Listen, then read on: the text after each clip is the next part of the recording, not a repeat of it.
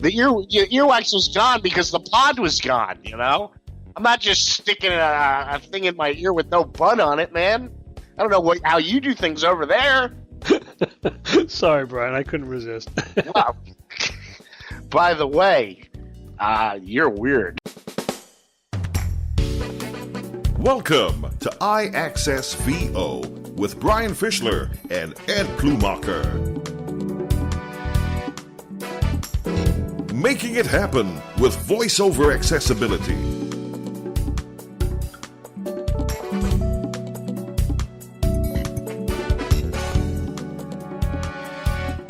And now, here's Brian and Ed.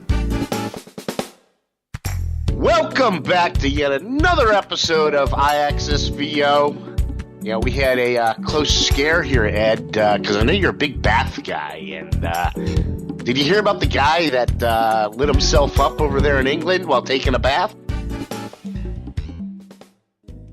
Oh, that was a shocking story, Brian. I couldn't believe when you sent it to me. Yeah, what was the voltage on that one? Yeah, I guess the voltage in UK is higher than our 110. I don't know, 220, 221, whatever it takes.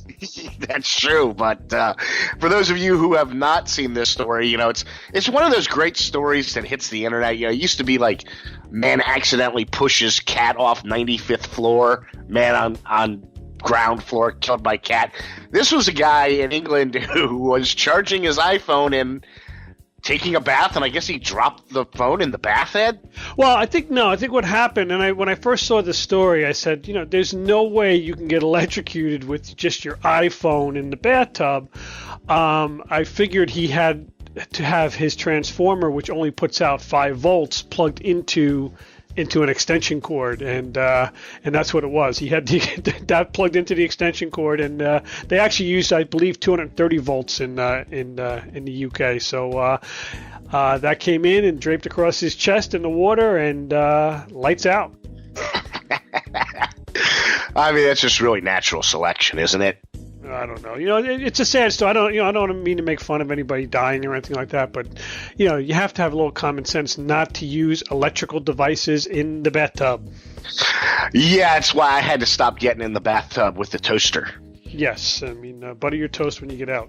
Yeah, exactly. You remember the Seinfeld episode when Kramer installed a garbage disposal in his shower? and then he made everybody dinner, and they're like, "Where'd you make the dinner?" "In my bathtub."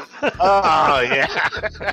Only Kramer could get away with that. But, that's exactly right. Yeah, we've touched on this topic before, and you know, I wanted to ask you, Ed, widgets. Are you using them or not? You know, after we did the episode, I went and I set up widgets, and they're there. And you know what? I just don't use them. I always forget that the screen's there. You know, it's like. Me too. I just, you know, it's like out of sight, out of mind. No pun intended. But you know, I do not use widgets. I don't know. I don't see the purpose of it.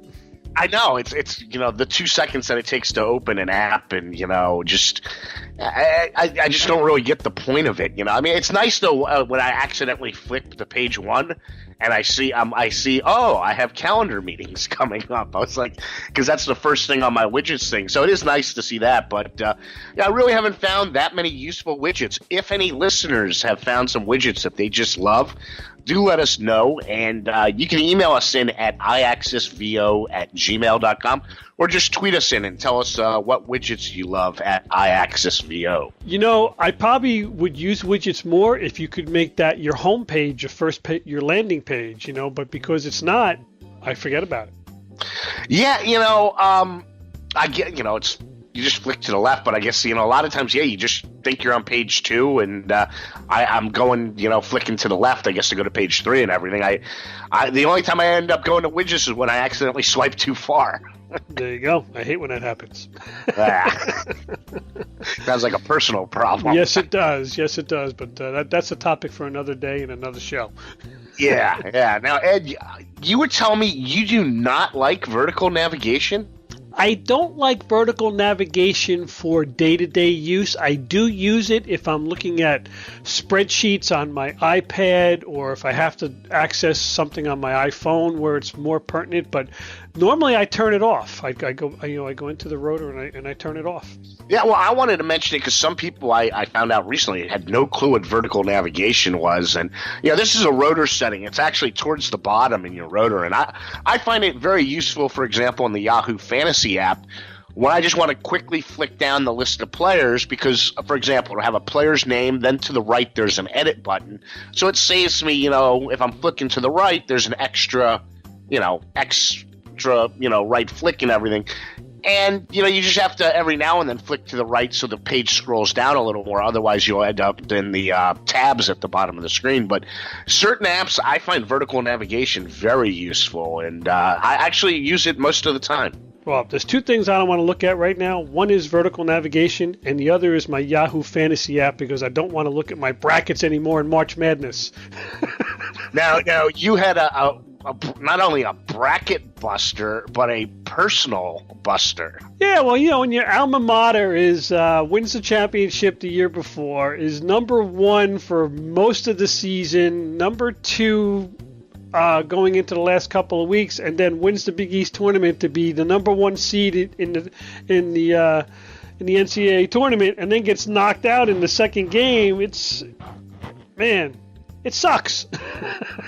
Yeah, well, it's funny because I am on the complete opposite side in that bracket.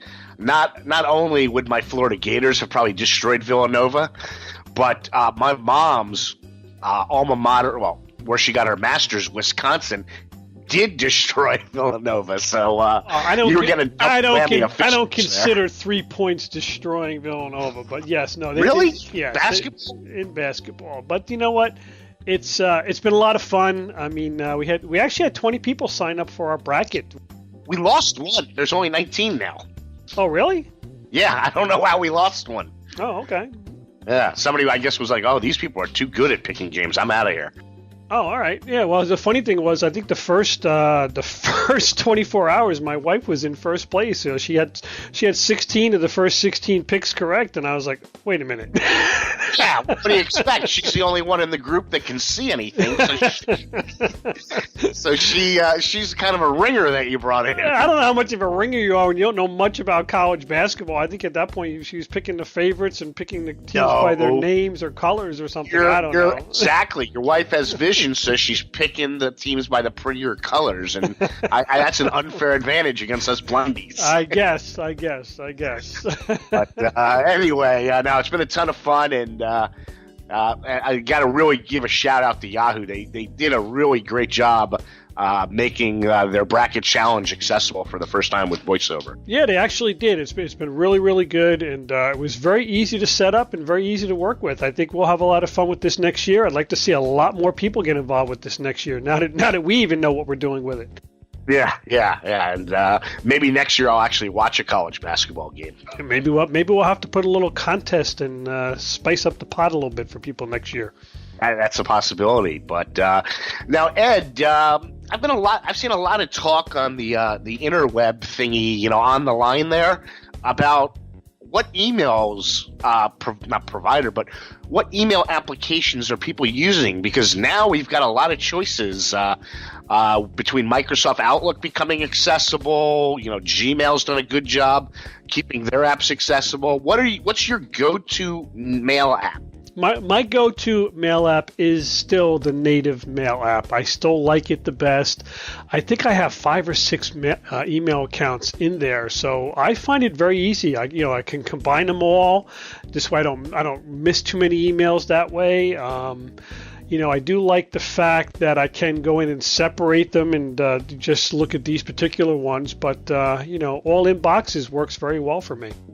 Yeah, I don't understand, why people end up going to use Outlook, or I guess maybe if you're on the PC side of things, maybe it just syncs everything up better. But for example, you use a PC.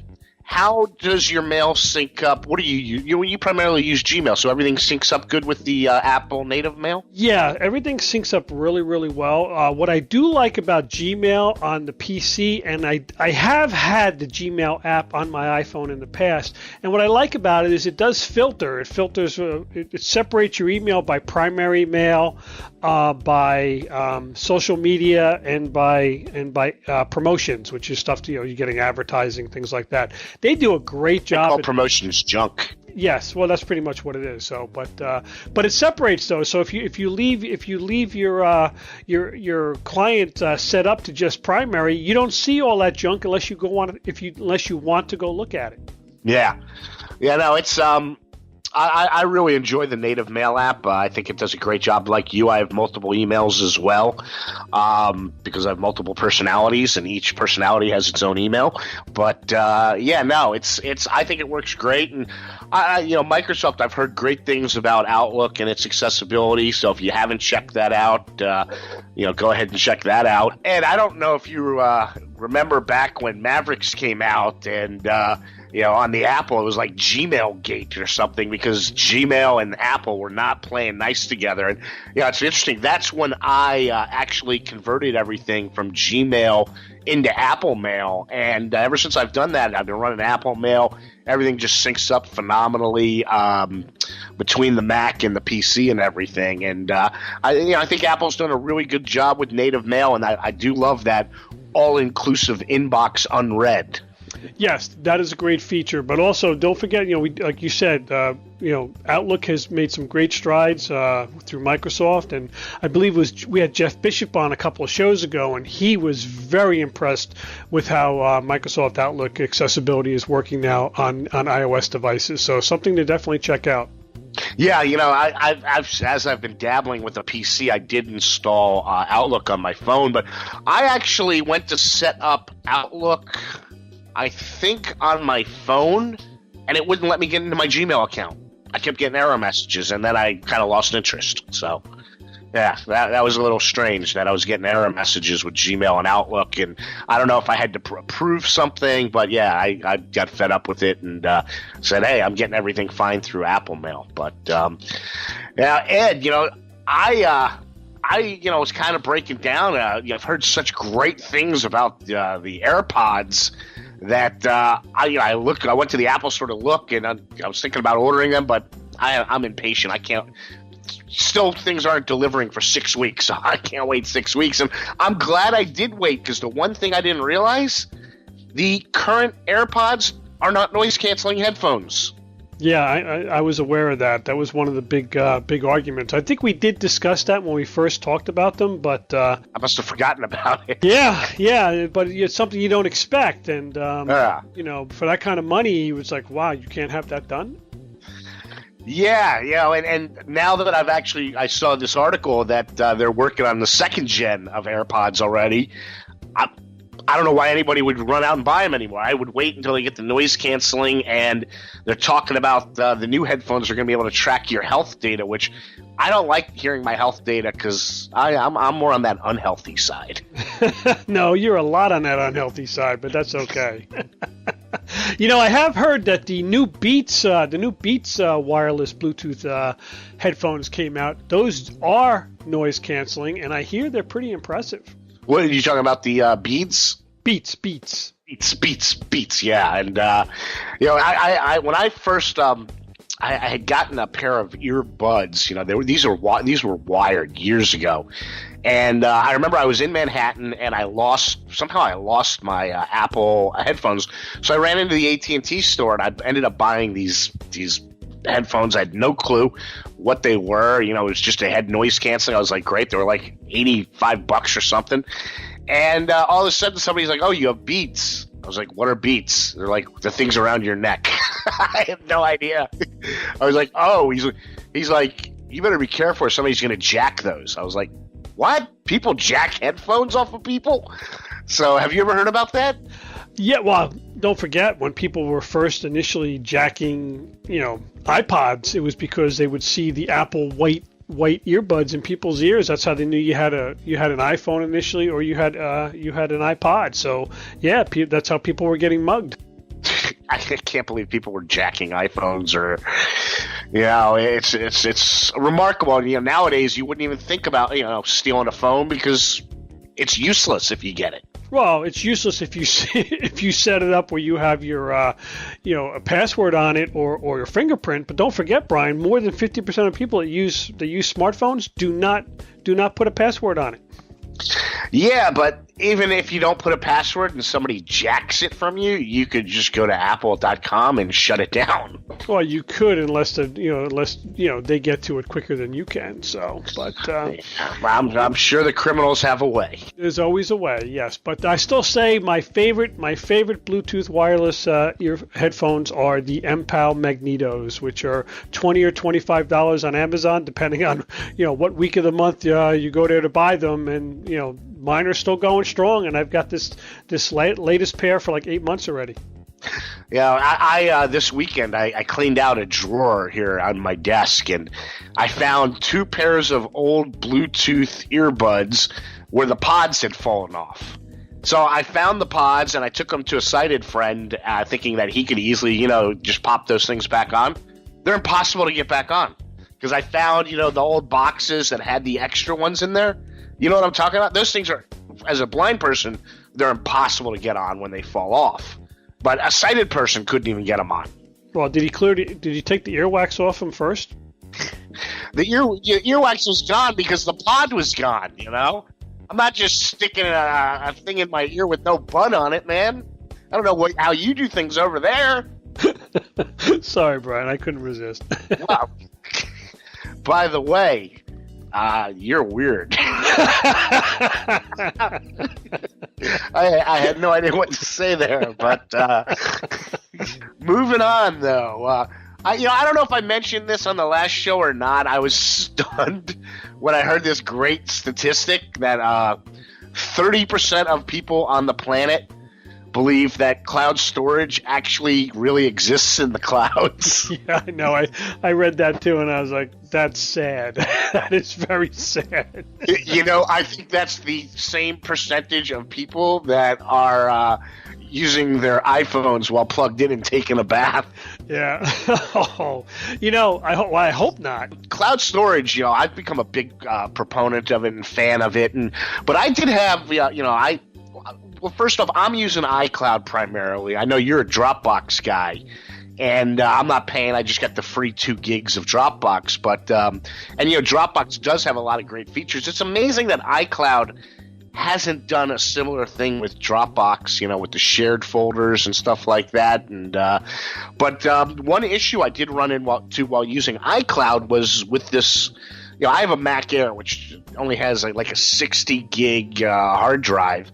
And unfortunately with iCloud, what I've noticed, there's a setting where by default I think it's set, and if you don't change it, it'll store everything on your computer. Yeah, that's the issue, because then what happens is people all of a sudden say, oh, your iPhone or iPad has not backed up for like the past 2 months, and like they don't know what's going on, and they try to manage their storage, and you look in there, and one of the settings is it's saving your mail to iCloud. Like, you don't have to save your mail to iCloud. If you're using Gmail or Yahoo and things like that, your mail's already in the cloud. So just, unclick that, and there's no reason to save Safari searches and everything to your iCloud account. So uncheck that. I mean, just a little maintenance can clear it up a little bit. But you know what, though, Brian? I did get fed up with that myself, and I actually do pay 99 cents a month to have 50 gigabytes of storage, because I just got tired of having to go in there and manage my... I'm up to $2.99 a month, by the way. What is I had to upgrade even more. That's the 200 gig plan, isn't it?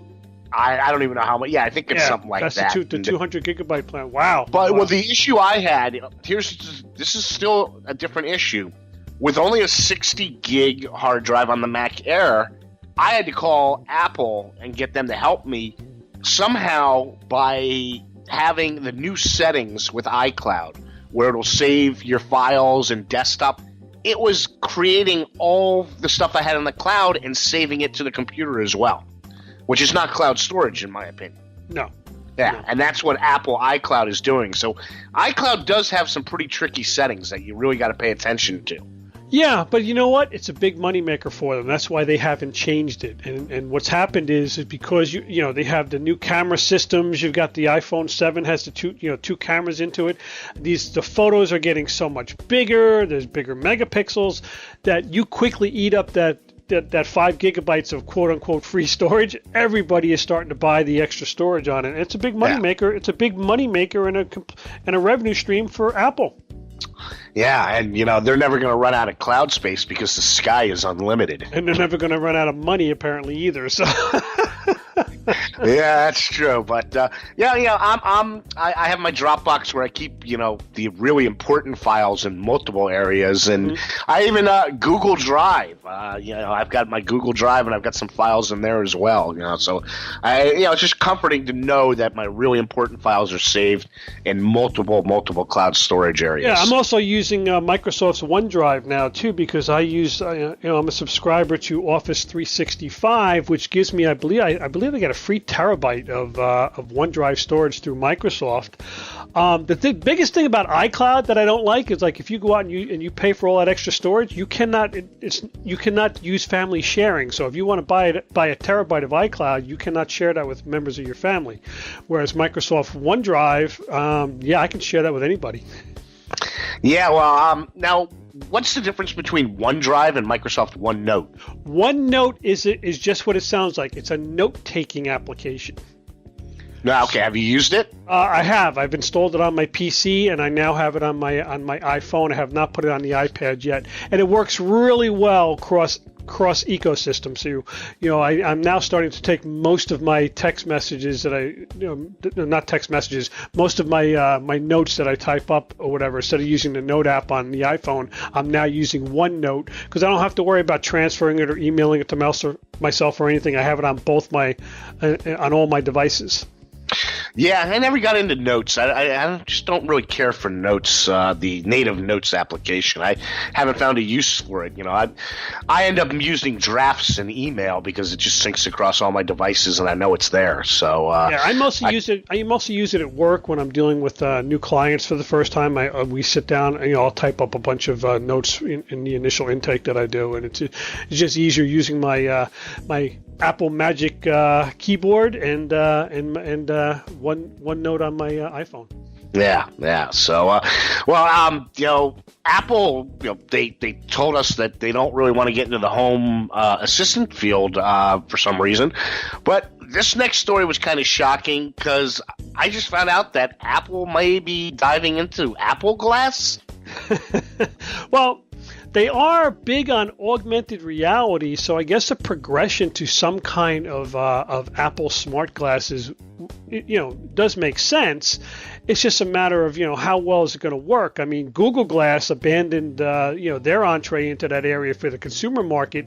They still exist on the enterprise level, but not so much for the consumer market. So, but you know what? Only Apple could probably make that work because the cool kids want to use Apple products. So if they come out with Apple glasses, people who wouldn't use Google will wear them because they're Apple. Yeah. And this article was like, well, glasses just aren't cool. And I'm like, I don't know, man. I looked pretty cool rocking the glasses back in the day. And, maybe they could build this somehow into a pair of sunglasses. Well, yeah, of course, or just have lenses that you could pop out, sunglasses or clear glasses or amber type lenses. Yeah, and I've seen that there is a company that does produce a camera built in to glasses where you can actually change out the lenses. They're pretty cool. Yeah, it's funny. I have extreme light sensitivity issues, so I wear sunglasses.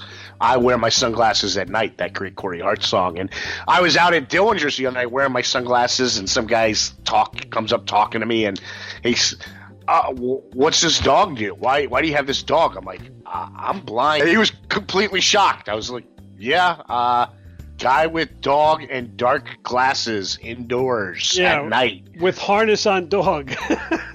Yeah. This guy obviously is not a rocket scientist and would obviously not be our next guest. No. Oh, either that or he had way too many cocktails at Dillinger's. I think he was sober. The guy seemed sober, but Good. You know, just not a Mensa member or anything. Yeah. So, but talking about smart glasses, I mean, we have a guest coming up now that is very, very involved with a company called Orcam, which has made some great strides in accessibility for using a wearable product that utilizes glasses. It mounts cameras onto the side of your glasses and does all kinds of great stuff. Yeah, and I'm excited because this is the first time I could say the doctor is in. The doctor is in the house. Well, let's bring him in. Let's go. Now we'd like to welcome in a very special guest, our first doctor to the podcast, Dr. Bryan Wolynski of optometry. How you doing today, Bryan? Doing very well. Thank you for having me. Thanks for joining us here on iAccessVO, Bryan. Great to have you on. Definitely. So, Bryan, as somebody who works in optometry, tell us a little bit about what you do. Sure. So I'm an optometrist here in New York City in private practice, and I also have a specialty in low vision. And I do low vision evaluations for individuals that need it. I get referrals from ophthalmologists and all over, and see patients here in New York City trying to come up with solutions to their functional visual needs. Yeah, that's pretty cool. Obviously, low vision is something which is of keen interest to our listeners. Low vision, no vision. But you and I actually met because you're not your typical doctor where you give a diagnosis and there's the door. You do more than that. You go that extra mile. Tell the listeners what it is that you like to do with your patients who do get a life-altering diagnosis of low vision.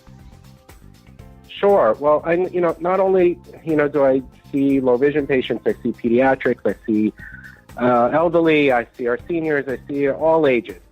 And really what I'm doing there is one thing as an optometrist is primary care and trying to make sure not only someone is seeing well, but that they see well for a lifetime. And looking for any types of eye disorders or diseases and make sure I refer them to the right individual who either I can take care of or they need. Now, if somebody is having an issue, of course, an eye disease or a problem, we all hear of macular degeneration, we all hear of diabetic retinopathy causing vision loss. I want to make sure they're getting the right treatment, but also they're getting the right solutions to their functional visual problem. And it's not just kind of a number on a chart where they're 20/40, 20/80, 2100, or even over 2200, which is the definition of legally blind, but just that they're able to maintain a quality of life. And I really try to work with them, whether it's through me or even referring them out to somebody else to really help an individual, again, maintain quality of life and maintain their functional ability. I think what I liked about when Bryan first brought you to our attention and we had a discussion about having you on the show was the fact that, in making sure that people do maintain that quality of life, you are very in-depth with keeping up on assistive technology and adaptive technology for people who are blind visually impaired. And I guess you and Bryan had first had some dialogue regarding the assistive technology that's part of the iPhone with VoiceOver. But in that continuing dialogue, we've also learned that you're very active and involved with Orcam, which I think is a great technology that we're trying to start working with here in New York State. Yeah, definitely. We have been trying. So you mentioned that. Thank you for bringing that up, too, about working with Bryan about the iPhone and VoiceOver. And that's another thing that I just want to backtrack about is, so I really see no reason that let's say even someone who only used a flip phone should be using a smartphone. There's no reason they shouldn't. And it's great that I have someone like Bryan out there to refer to. So him or someone else can really teach somebody about the accessibility functions on there. And then, yes, getting to know what technology is out there. It's, amazing what's coming out, things like Orcam, and I'll talk about that in a second. But also I went to CSUN it was 2 weeks ago, and I call it sort of like the CES or Consumer Electronics Show of disabilities. And it was just fantastic to see what comes out there in technology. So it's just great to just be knowledgeable in it, know what's out there for individuals, and know where to refer to or how I can help. Now, one of the things that I work with is, yes, OrCam. So OrCam Technologies, I consult with them and work with patients, training them how to use OrCam, as well as work as a study liaison for any of the studies that are going on with it. OrCam is an assistive device that was designed from the ground up for people who are visually impaired or blind. And it's really a breakthrough technology. It's amazing to work with and see people really accomplishing a lot of things with it. How did you originally get involved with OrCam? So it's kind of really, I guess, by accident. I had a patient I was working with who mentioned that he read an article in the New York Times in 2013 about a device that would able to assist him to read, have facial recognition and product recognition, which is what I'll explain what OrCam does in a second. And he put a deposit down and didn't hear anything. And basically, the company wasn't releasing it yet. It was like a pre-launch. And he said, can you find out, where is my money gone? Where am I getting the device? What's happening? Wanted to know what was happening. So they were planning on doing a pre-launch probably of January 2014. And this was around now August 2013. So I made a phone call to the company. They said, great, we really want to talk to someone like you, someone interested in technology, someone working with low vision patients. And we're going to be in Newark, New Jersey next week. Come meet us. I went and met them, and it's been 3.5 years since. So it's been great. That's awesome. Now, tell us a little bit about what OrCam does for people that really don't know. It really has two pretty major functions, right? So there's actually 3 functions that OrCam does. So let me explain a little bit about what it is and then what it does. So again, like I said, it's an intuitive portable device in a wearable format with a smart camera that was designed specifically for someone who's visually impaired or blind. It does 3 things. It's able to read printed text off of any surface. So read a magazine, read a book, read off the newspaper, read the mail. It is able to also do facial recognition. So it recognizes the person in front of you and says their name. And it also is able to do product recognition of the products that you teach it. So what it's comprised of is just basically a small camera that sits on your own eyeglasses, and it has a speaker that sits next to your ear. The camera is then hooked by a wire to a small computing device about the size of an eyeglass case and weighs a little bit more than your cell phone or smartphone. And it has 3 buttons. It has a trigger button, it has a power button, and it has a volume up and down buttons. So that way it's something simple and easy to use. And how it works is you just press a trigger button, and the camera takes a picture and then speaks to the individual using OrCam of what it sees as far as reading, product recognition, or facial recognition. But not only can you just press a button for it to work. It's the only assistive technology for someone who's visually impaired or blind that works by using a gesture. So by what I mean by a gesture is that it recognizes when you point with your finger and it sees your nail in front of you. So it's basically like pointing with your finger up to the sky or to the ceiling. It sees your finger, you hear a little beep in the speaker, you remove your finger, and then instantly it starts reading where you pointed. That's awesome. I heard a demo to this recently, and I was like, wow.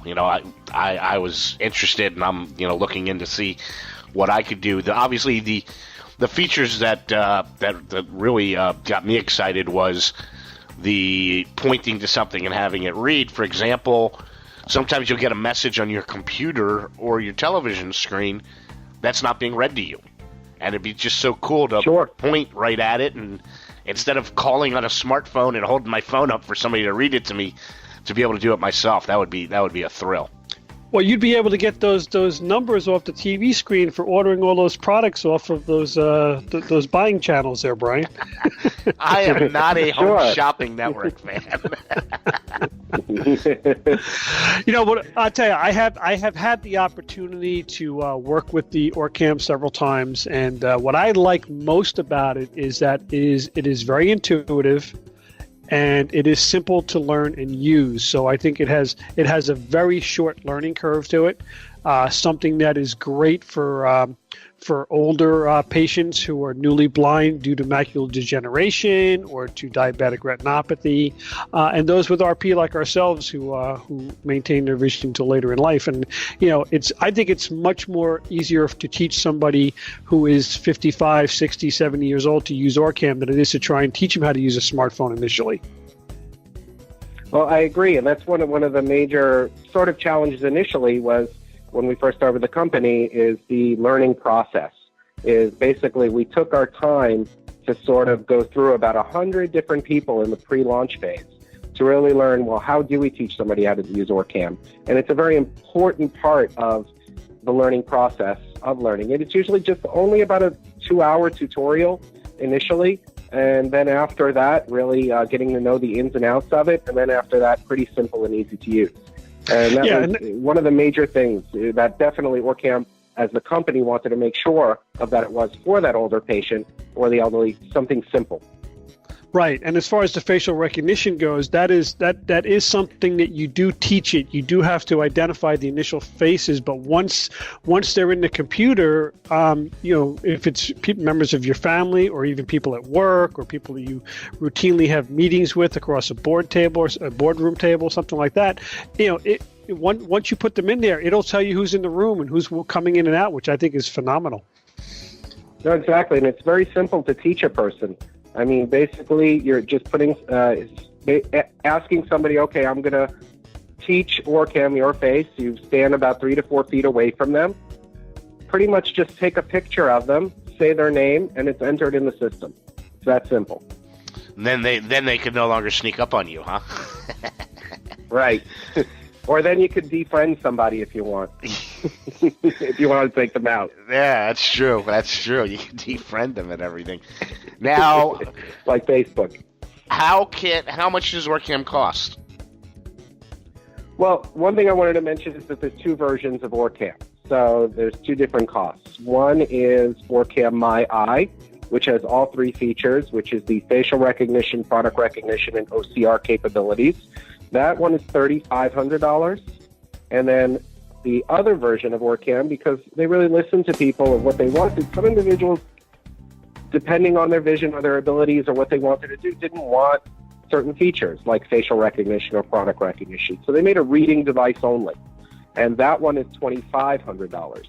What's important about the reading device only, too, that there are opportunities not only with visual impairment and blindness, but there's also learning disabilities, dyslexia, aphasia, and so the company's slowly learning about how Orcam could be used in these cases, and we do have a few individuals, students, using the technology for learning.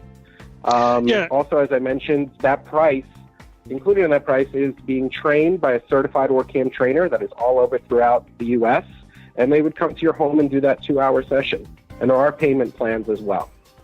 Right, and what I like about it too is like you have this small camera that mounts on the one of the arms, the ear arms that go on your glasses.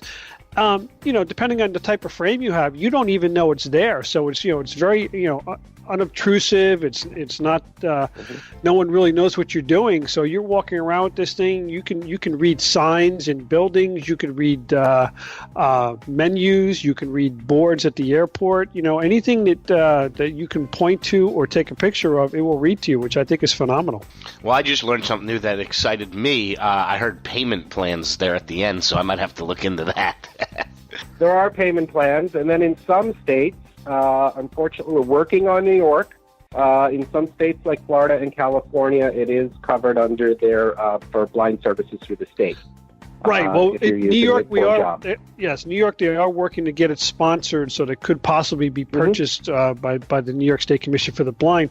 But the other thing we do have in New York State is we do have a low interest rate program where you can borrow the money at 4% to buy these bigger ticket items that are not sponsored. So if that's something that someone's interested in, you can do that, and I believe extend your payments over 5 or 6 years.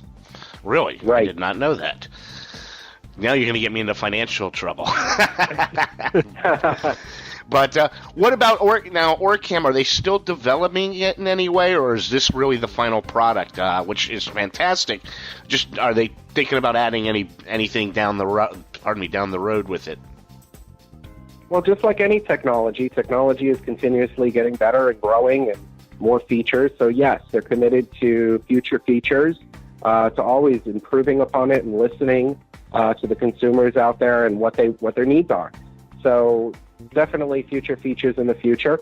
They did launch. It is already out there and available for individuals. So it was launched in June of 2015. And so it's really been on the market. It was launched with version 5 software, and right now we're on version 7 software, and hopefully version 8 soon to come. So with future features. That's awesome. So Bryan, let me ask you a question. What drove you to your career path to get involved with optometry and working with people with vision issues, and what was in your background that really drove you to have a strong interest in technology, which I think is phenomenal? So it's kind of it's a long story, and I'm going to try to make it short. Okay. That's okay. I've been in the field of basically in the optical field from, I would say, since I was a kid. My father actually took his opticianry exam. My dad's an optician after he finished the military. The day I was born, he was up in Albany, and I was born in Brooklyn. And he passed his exam that day. So I guess I was born into the industry. But I became an optician. I worked as an optician for a while. I said, you know what, I want to do more. And got involved in biology class, and really I felt like I wanted to go to optometry school, and finally finished optometry school in 2000 up in New England, optometry, and then really went to work as a private practice general optometrist here in New York City, and did that for about 10 years. And it really was after 10 years where I said, I want something more. There's something else wasn't fulfilling me in my career. I loved what I did, but I was seeing general patients and treating them, and definitely finding eyes, but mostly seeing younger individuals who are healthy, and really all what they needed was their contacts and glasses, and that's what I was providing them. And then the occasional person who needed further care. So in 2010, I had an opportunity to actually work with the Miami Lighthouse, and I went down there and really fell in love with low vision. With my career all over again, and kind of gave me a second coming of my career, or the second half of my career, and found a whole new area in technology, in just helping individuals, and really using my skills to really make a difference in someone's life. And it was just something that happened, I guess, by accident, and glad that I'm still doing it now 7 years later. Yeah, that's great, because I've heard horror stories from multiple people who have gone in to see a doctor and have gotten life-altering news that they're losing their vision due to an eye disease, and these doctors have said, oh, and there's the door. I like that. It seems more personal care, and that you're a doctor that gets it and goes that extra mile, which is really, really nice to hear. Well, I think it's important too, I think a lot of people don't make the distinction between a low vision specialist and their general, ophthalmologist or optometrist. And it is very important to take that extra step, which is one of the reasons that I do know in New York State, the Commission for the Blind does refer people, even if they do have their own eye doctors, will send them to low vision specialists for this particular reason, because it is the low vision specialist that takes that time to learn what's available, takes that time to know what visual aids are out there, what magnification software is available for them, or devices, and what other technology they can use. And I think it's great. And I think more ophthalmologists are realizing it too, as I'm getting more and more referrals from them as well. And they are getting a better understanding that they do need to be referring for these things when there's nothing more that they can do. Because they do need to do more, and the best thing for them to do is refer them to someone who can help. Now, I'm sure our listeners in China are not going to fly to New York to see you, but say somebody's in New York and they're looking for a low vision specialist, how can they get a hold of you? And also, go ahead and give the listeners Orcam's website as well, if you could. Sure. So if anyone's interested in learning more about Orcam, there's a bunch of testimonials on there of people who are actually using it, some videos of people talking about it, and as well as other information, and you can sign up to get a demo as well. It's www.orcam.com. So that's orcam.com, where O-R-C-A-M. So you can go on there and just find more information. If people wanted to get in touch with me, there is a email through Orcam. It's Bryan, B-R-Y-A-N, Wolynski, W-O-L-Y-N-S-K-I, at Orcam, O-R-C-A-M.com. Phone number is 347-523-4310. Are you on Facebook or Twitter as well, Bryan? Yes. Okay. People can look for Bryan Wolynski on Facebook. Yes, they can find me. I'm easily findable. It's okay.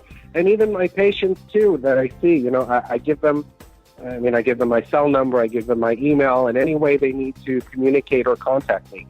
So even though after I see them once, it's not just a one-time thing, appointment. It's really forming a relationship. Right, and we know how dedicated you are, because here we are. We're taping this show on a Sunday evening, and I think you got home from work about 5 minutes before we initiated the call, which is pretty amazing. Yes, I did, and then tomorrow I'm off to Boston to do a training on Orcam. They're keeping you busy, which is great. So, well, Bryan, this has been a real treat, and you got me excited about Orcam. So, hopefully the listeners will be excited as well. Great, Bryan. Thank you for joining us, and thanks for sharing some great information with our listeners. And thank you for having me, and I look forward to listening to more from you guys and learning from you as well. You're listening to Bryan and Ed on iAccess VO. That was quite thrilling. Dr. Bryan Wolynski, our first doctor, Ed. Yeah, and the Battle of the Bryans. I mean, I can't believe you didn't get too confused when I would say Bryan and ask a question. I was waiting for both of you guys to You did throw me there for a second. I was like, why is he asking me a question? Oh, that's right. Our guest's name is Bryan, too. So we haven't had an Ed on the podcast yet, have we? Not yet. I guess Eds are special. So Bryan's 2, Ed's 1. There you go. Ed, I like to eat. Really? No, I was waiting for a smart-ass answer there. And, there's been a lot of grumblings lately. Do you have a go-to menus app that you like to use?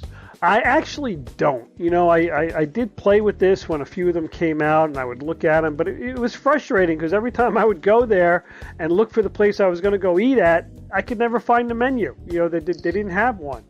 Well, you're talking about menu access, right? Yes, that was the primary one I worked with. And I know it's an accessible app. I have not, like you, I have not found it very useful. The two that I have found most useful are menus and menu pages, and they both seem fully accessible. Great apps if you're looking for a menu app. I haven't used any of them in quite a while myself. Because you know what I've been doing lately, Ed? When I go to a restaurant that I like and I know I'm going to be going there multiple times, I break out my KNFB reader and I just start scanning the menu and I save it to my phone, so I'll always have the menu on me. Remind me not to go to a New York diner with you because you'll be in there taking pictures for an hour. Yeah, don't you just love those New York diners that have 97 sandwiches? Oh, the guy walks over and he puts a book in front of you. You're like, well, first of all, I can't read the menu, and that is way too many things to choose from. And sometimes having too many selections is not good. It's just terrible. You don't know what to do. Yeah, it's like that's kind of sometimes I run into where I'm not sure what I want for dinner, and I'm looking through Grubhub. I got 200 restaurants to choose from. Mm-hmm. And sometimes that's too many because before you know it, you're like, oh my God, it's 9 o'clock. I haven't ordered anything yet. Yeah. I'll tell you what I do though, Brian, is my go-to for going out to dinner and dining and things like that, especially if it's an important dinner thing with, good friends or something related to work or something, is I actually always visit the restaurant online, in the comfort of my home on my computer, and 98% of the time I can find a menu there and I can really go through it and have a good idea what my selection is going to be. Yeah, no. But I do the same thing. I'll check. Sometimes I'll Google the restaurant, and a lot of apps like Yelp, just do a search in there and it'll pull up the menu for the restaurant. And there are a lot of decent apps. The Foursquare. No, is it Foursquare? Yeah. Foursquare as well has a lot of menus, so there's a lot of different areas you could go to find your menu app of choice and everything. Yeah, and you know what? Another good go-to is Garçon. What are the specials tonight? Wouldn't that mean I'd actually have to talk to a person? Yes. As hard as that can be for you, Brian, you sometimes just have to break down and do it. Well, they do call me the great communicator. Yeah, among other things, yes. Ed, I'm going to say it once, Alexa, coming up, and now she just popped up here. Sorry for those listening at home who popped up and perked up.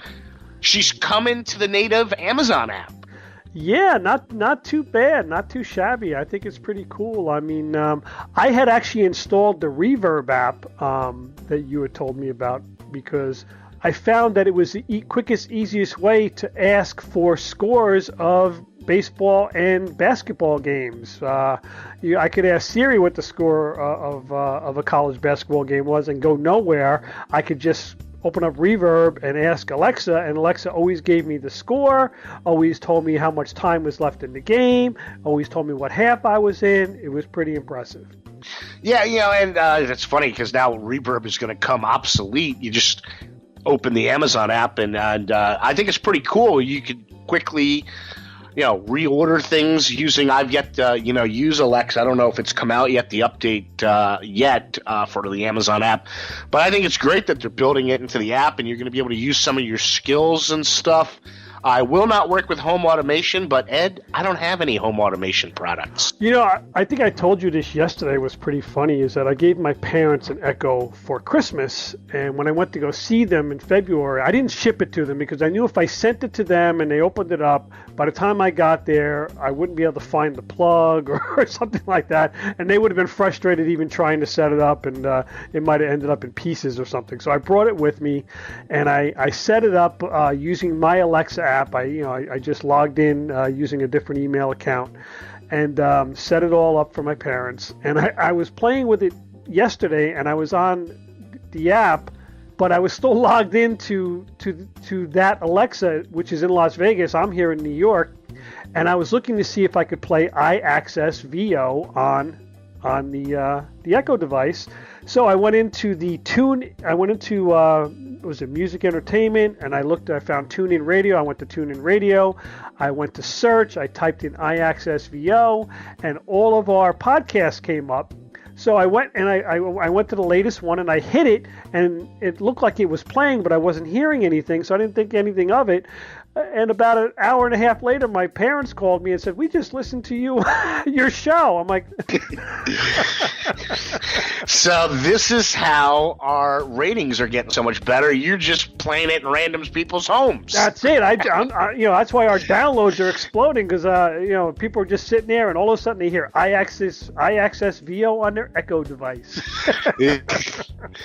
That's kind of creepy. Playing that in somebody else. I mean, it's your parents, but it's pretty funny that you just started playing the show for them and everything. Yeah, but it's pretty cool though. I could actually just randomly in the middle of the night just turn on a radio station from TuneIn Radio,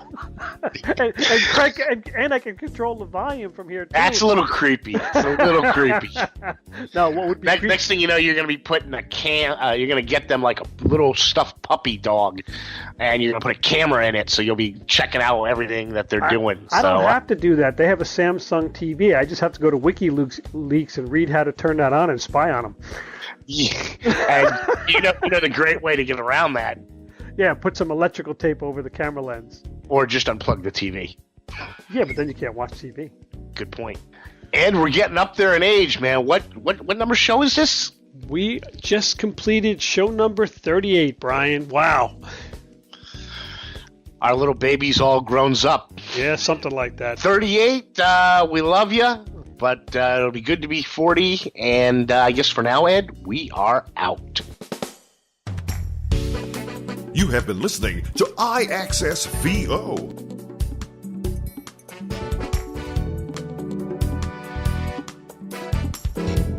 If you'd like to contact us with ideas and suggestions for future podcasts, please email us at iaccessvo@gmail.com or visit our website at www.accessquest.org.